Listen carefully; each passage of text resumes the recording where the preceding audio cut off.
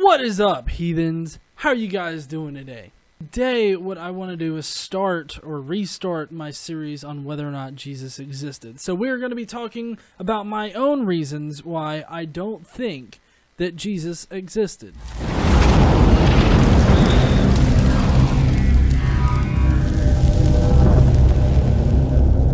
Now, I say that I don't think that Jesus existed, and I truly mean that, but to be a bit more accurate, I would say that it's very improbable that a man named Jesus started the religion of Christianity. I think that it's more probable that an amalgam of different people created saviors based on these scriptures and created the Jesus character, which eventually through Christianity taking over the government bodies of the time and important people in the right places, being Christians, I think that through all of that it finally evolved into the Christianity of today.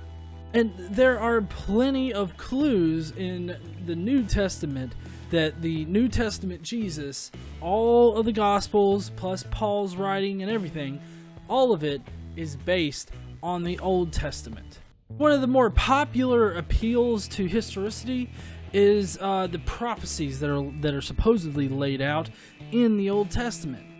Now, what I want to do is I actually want to analyze a few of these prophecies later on in videos, but for right now, what you need to know is that there's over 300 supposed prophecies of Jesus, and guess what? He nails every single one of them. If that doesn't make you raise an eyebrow over whether or not he's a historical figure, maybe it should be elevating a little bit. Raglan's hero scale. This is a scale that is used to judge heroes in fictional settings and in real life.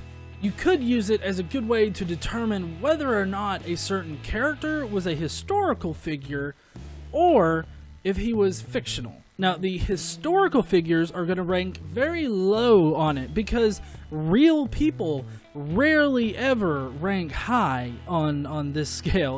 Well, actually, they never rank high on this scale because this is the typical archetype of a hero in almost every story. So there's 22 points to this. One, the hero's mother is a royal virgin. His father is a king. Often a near relative of his mother. The circumstances of his conception are unusual. He is also reputed to be the son of God. At birth, an attempt is made, usually by his father or his maternal grandfather, to kill him. He is spirited away, reared by foster parents in a far country. We are told nothing of his childhood.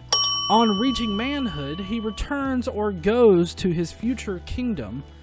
After a victory over the king and or giant dragon/wild beast, he marries a princess, often the daughter of his predecessor, and becomes king. For a time he reigns uneventfully and prescribes laws.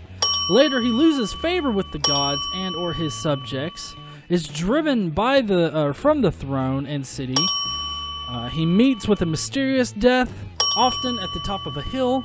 His children, if any, do not succeed him. His body is not buried. And finally, he has one or more holy sepulchres. Now, just to go through a brief list of who nails this is Oedipus, 21 points. Theseus, 20 points. Romulus, 18 points. Heracles, 17 points. Perseus, 18. Jason, 15. Dionysus, 19. Apollo, 11. Zeus, 15. Joseph in Genesis is 12. Moses is 20. Elijah is 9. King Arthur is 19. Robin Hood is 13.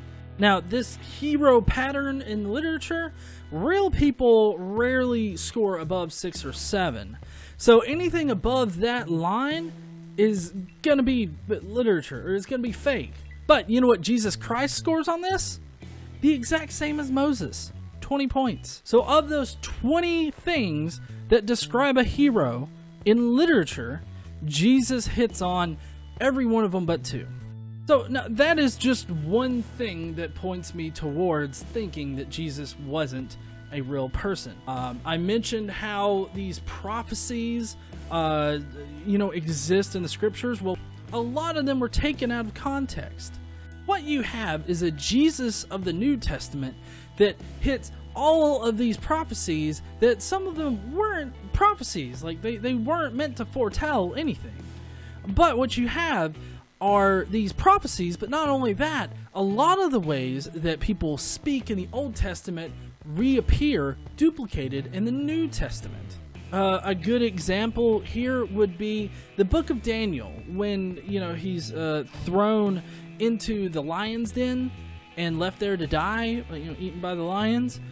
That entire story is a blueprint for the resurrection. There are many more examples of this, where Jesus' life perfectly parallels something that happens in the Old Testament. Why?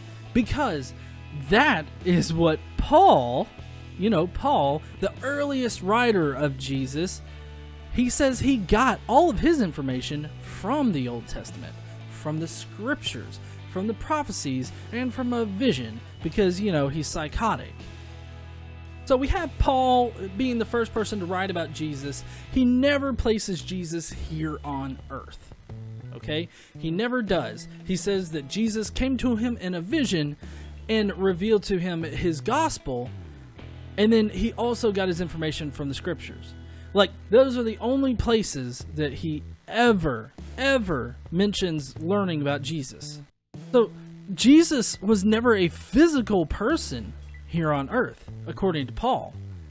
That's also evident in just his general knowledge about the gospel of Jesus, because it's a very basic gospel. Just that he was born, persecuted, pinned to a cross, died, and resurrected. I mean, that's basically Paul's Jesus. It doesn't go into any of the kind of things that the other gospels do. The actual gospels, because Paul didn't write a gospel. He has epistles. Then if you look at Mark is a very entertaining gospel because it contains nothing of the special effects that are in the other gospels. This would be the earliest gospel that we have of Jesus, and it's been changed. Like, there's a whole ending of Mark that got tacked on later. Matthew, he was very displeased with Mark's Gospels, so he's like, I've got to fix this right now. And then Luke, he came in afterwards and he's like, all you guys are wrong.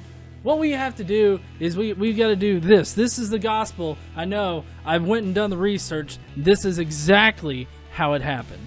So, really what you have here for the evidence of Jesus is you have Paul's writings, which don't even put him here on earth, and then you have the Gospel of Mark, which it has obvious references to the Old Testament, has obvious references to everything contained in it.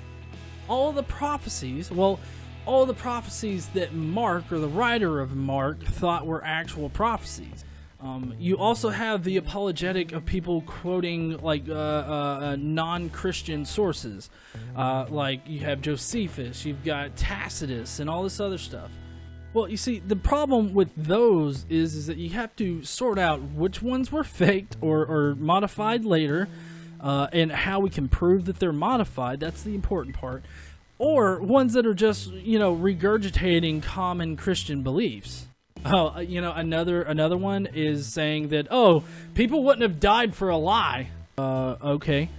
I don't think that Paul thought it was a lie. I think that he actually thought Jesus rose from the dead, even though he doesn't have any proof for it. He just has a vision when, I don't know, maybe he was having like a seizure or something like that.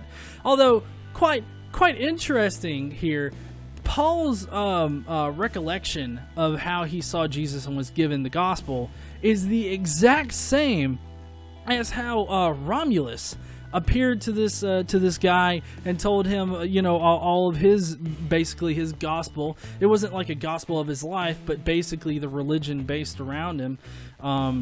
It told this guy and then ascended into the sky. This is pretty much the exact same thing that happened to God and Paul. to summarize here, what I think it should really give you an indication as to whether or not you should question the historicity of Jesus is the fact that there's a blueprint in the Old Testament that the New Testament writers, even though they took them out of context, they transposed those prophecies into the New Testament in ways that we can detect.